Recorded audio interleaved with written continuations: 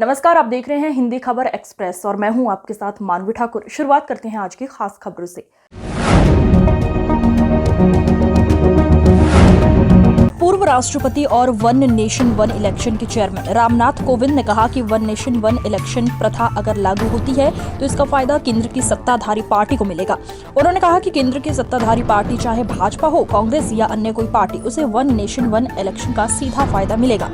उन्होंने कहा कि साथ ही जनता भी लाभान्वित होगी क्योंकि करोड़ों रुपए का रेवेन्यू लॉन्च होगा।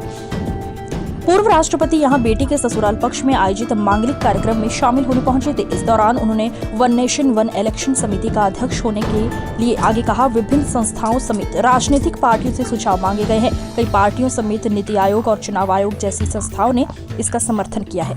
साथ साथ चुनाव हुए, उसके पश्चात कुछ विधानसभाओं में कुछ विकृतियां आ गई, उनका समय पहले समाप्त हो गया, राष्ट्रपति शासन लागू हुआ, इसलिए वो समय अवधि समाप्त हो गई। इसके परिणाम जो देखे गए और इस पर बहुत सारी समितियों की रिपोर्ट आई है।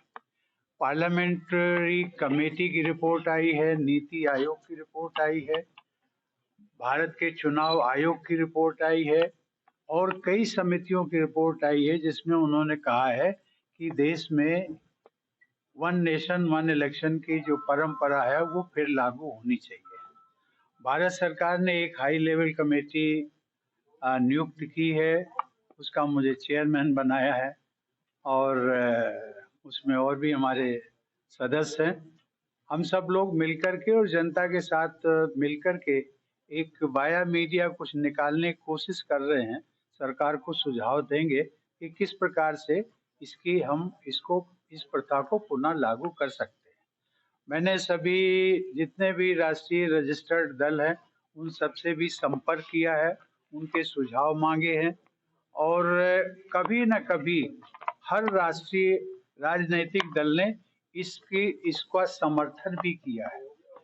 कुछ दल हो सकते हैं, लेकिन हम सबसे रिक्वेस्ट कर रहे हैं कि वे आप हमें सकारात्मक अपना सहयोग हमें इसमें दीजिए, क्योंकि इससे देश का हित है।